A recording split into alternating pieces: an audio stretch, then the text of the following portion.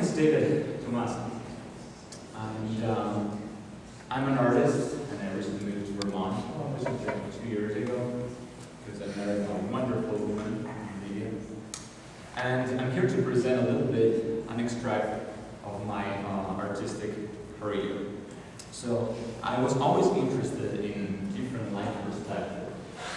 So issues like sexuality, religion, ethnicity, race, those are the topics I always like to research.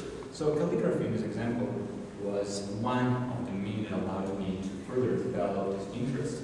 Also because calligraphy, some sort of connection with the past, gives you a sense of roots, a sense of truth. It's the same etymology, right? Tree, root, truth. And I was always interested in cellular perspective of the afterlife. So you see here an image of a cross. I'm Italian, so I was raised in a Catholic Christian environment, but that doesn't really matter to be Muhammad, Purun, or Odin, what matters.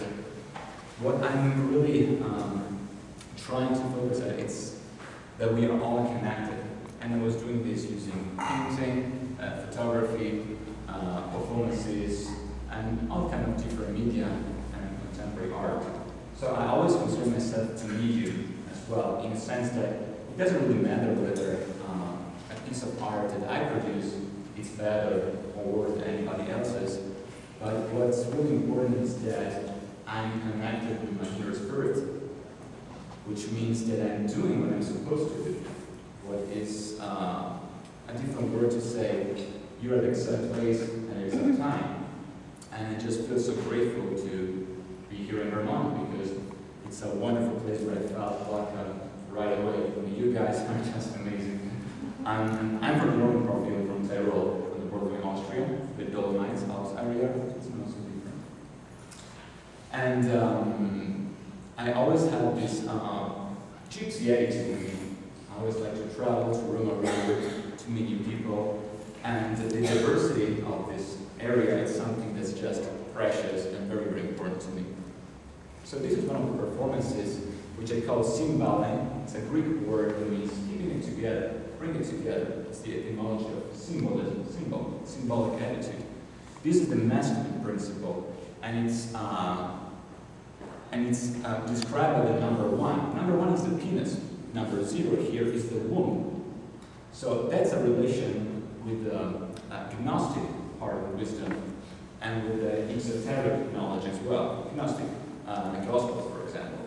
So the masculine principle is the yang, is the creative form, but it's the women part, the women principle that allows creativity to be able to be shared. So I just think that women are wonderful beings, and from a mathematical perspective, especially in Muslim countries, Muslim tradition, putting zeros together in this number here have no values on their own, but they allow the number to increase. So as it's in real life, men are the ones who first start, that's of course a stereotype, starts a new paradigm, a new paradigm of life perspective, but are women the ones who carry it forward. Women are the one that encompasses this ability to assemble, to keep together the matter and the spiritual part of creativity. This is one other performance I did for the Dome Cathedral in Vermont. And it's pretty much the same concept. I was always interested in the future, and when I was a kid, I was trying to find out who I really was, and I was always trying to focus on culture.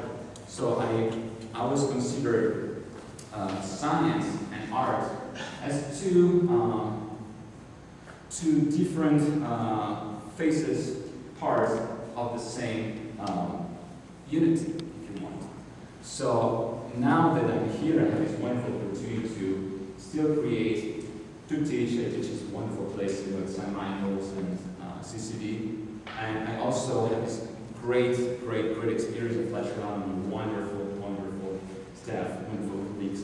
So these two passions of mine, which is the scientific, therapeutic, or medical part, and the creative part, are just brought together by this wonderful city, which is Vermont.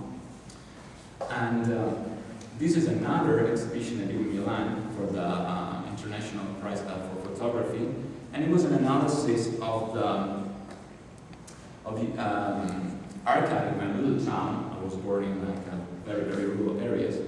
And it was connecting the character and the persona, what a human being is deep inside. And this is another expression of it. So you see there's a genetic background that we all share. A concept like race doesn't really make sense from a medical scientific perspective. And they're just cultural construct. So everything was held together. Like Fleming's capsule, for example, is it's some sort of box when we put this DNA, the genetic background that we all share, and then on that we try to build different cultures, different attitudes, religions, philosophies, point of view, even passions.